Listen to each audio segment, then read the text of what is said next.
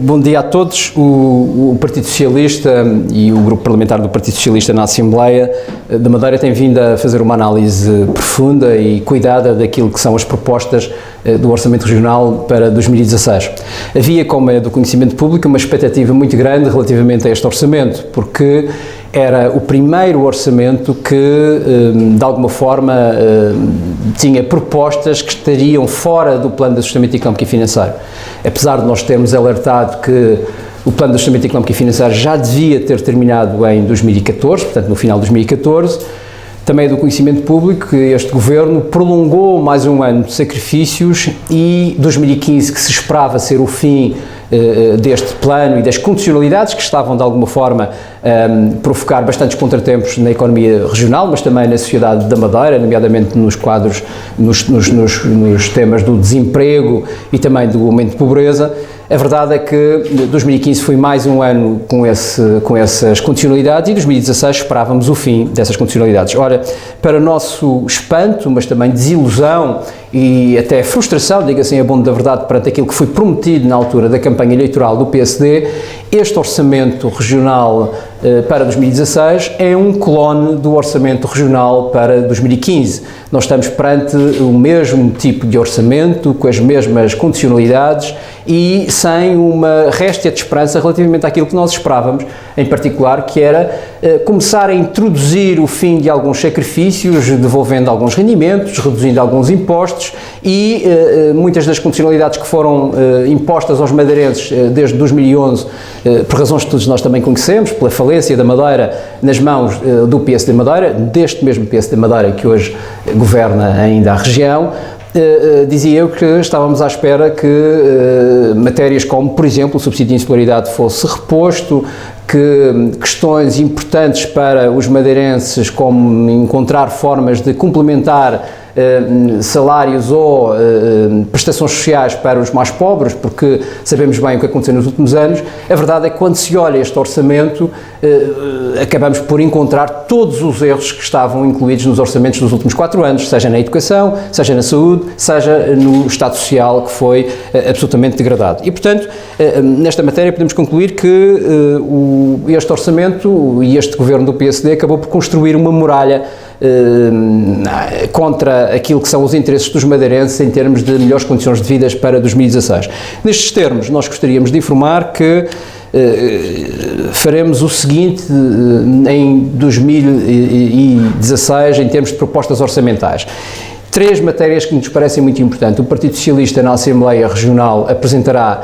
a reposição do subsídio de insularidade. Parece-nos ser não só algo de inteira justiça para os madeirenses, mas também uma ação e uma política simbólica para demonstrar que, com o fim do plano de ajustamento económico e financeiro, é fundamental dar sinais claros aos madeirenses que a política se inverterá, que se mudará, digamos assim, e que aquilo que foi prometido, que esta política que estava a ser seguida era contrária aos interesses do PSD, seja de facto realizado na prática, porque se não fizermos estamos perante mais do mesmo e isso revela até uma certa fraude eleitoral da parte deste governo do PSD Madeira. A segunda questão muito importante tem a ver com algo que nós discutimos há muito tempo. Nós sabemos bem que o aumento dos impostos colossal na região autónoma da Madeira, e eu estou a dizer colossal reconhecendo aquilo que significa a palavra colossal, porque foi o maior aumento de impostos que aconteceu no país, foi na região autónoma da Madeira, teve um impacto enorme na atividade económica da região, mas teve também um impacto enorme naquilo que é o poder de compra dos madeirenses. Os madeirenses ficaram com muito menos poder de compra porque estão a pagar demasiados impostos e pagam muito mais impostos que pagam, por exemplo, os açorianos na região autónoma dos Açores, pagam em média mais 1000 euros de impostos. E, portanto, nesta matéria nós temos, do ponto de vista constitucional e do ponto de vista do nosso Estatuto Político Administrativo, a possibilidade de reduzir até 30% os impostos em comparação com aqueles que estão no plano nacional. E nós não achamos normal,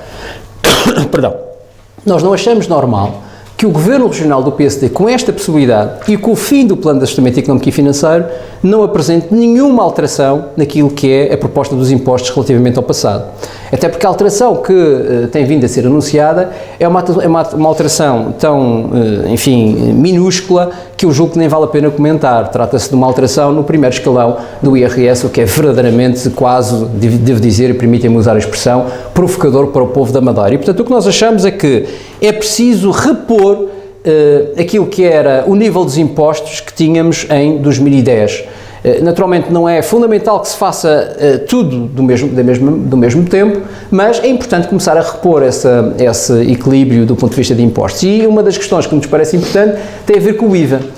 O IVA na região autónoma dos Açores é 30% mais baixo do que aquele que se pratica na Madeira e também no plano nacional e, portanto, nós achamos que o IVA tem que reduzir para esses mesmos valores na região autónoma da Madeira. E eu quero lembrar que esta diferença de IVA é um dos fatores que são apresentados do ponto de vista nacional como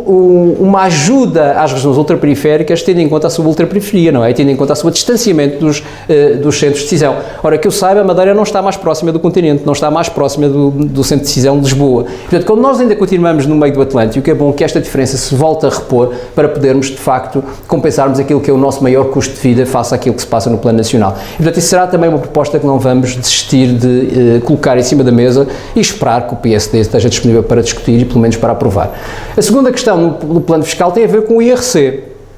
O IRC na região autónoma da Madeira é o mesmo que se pratica no plano nacional, o que é verdadeiramente inacreditável, não é? Porque nós temos empresas que têm sobrecustos dos seus fatores de produção muito acima daqueles que praticam no plano nacional e, portanto, é da mais elementar justiça que se faça uma redução urgente no IRC de maneira a garantir que haja mais investimento e por aí que se possa criar mais emprego. E, portanto, a proposta que apresentaremos será para que se volte às diferenças de 20% relativamente ao IRC que se está a praticar no plano nacional. E a desculpa de que não há Orçamento de Estado não é uma desculpa, porque quando houver Orçamento de Estado as adaptações serão feitas de acordo com esse mesmo Orçamento de Estado, até porque o Sr. Secretário-Geral já anunciou um Orçamento retificativo, mesmo sem conhecer o Orçamento de Estado, e, portanto, parece-me que isso ficaria imediatamente resolvido. A outra questão é, obviamente, relativamente ao IRS. A proposta do Governo Regional é uma proposta, como disse, não só minúscula, como provocadora para os madeirenses, e era importante que a proposta do IRS viesse ao encontro dos nossos interesses, dos interesses dos cidadãos da Madeira, que é efetivamente nos diferentes escalões poder fazer uma redução progressiva do IRS de maneira a poder devolver mais poder de compra às famílias. E, portanto, estas duas questões serão propostas, como mais uma terceira questão que me parece também absolutamente indispensável para garantir mais meios financeiros para o orçamento, que é a renegociação, a segunda fase da renegociação das rendas das parcerias público-privadas. Como sabem, houve uma redução das parcerias público-privadas no último ano, demoraram 4 anos a fazer uma redução de 11% nas rendas das parcerias público-privadas. O Partido Socialista e o próprio PSD durante anos disse que a ideia era reduzir 30% dessas rendas das parcerias público-privadas, penso que todos os senhores jornalistas e a população em geral têm consciência disso. Acabou por ser uma redução de apenas 11%, o que significa que foi uma ajuda mais,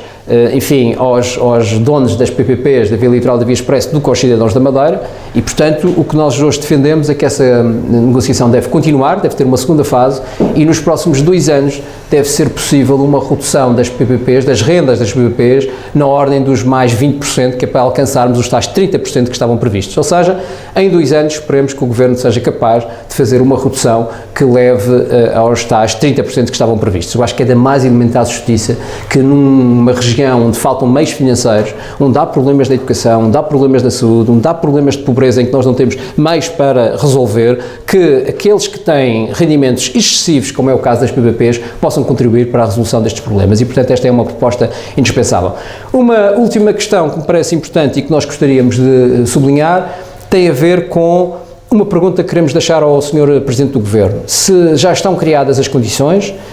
jurídico-constitucionais para assegurar que a partir de janeiro de 2016 a sobretaxa de IRS será diminuída tal como ela está prevista a fazê-la no plano nacional, para que os madeirenses possam beneficiar a partir da primeira hora da redução dessa sobretaxa de IRS, e se por outro lado também a entrega de salários e a reposição, se preferirem, de salários da administração pública, que foi uma promessa do Partido Socialista e também do Partido Socialista da Madeira, que agora se poderá materializar, se também já estão criadas as condições, e isso significa se já estão previstas no Orçamento Regional as verbas necessárias para entregar esses salários que foram cortados à função pública, se já estão asseguradas para a partir de janeiro de 2016 passarem a ser cumpridas. São duas questões que têm que ser respondidas de forma muito clara, porque os madeirenses têm que perceber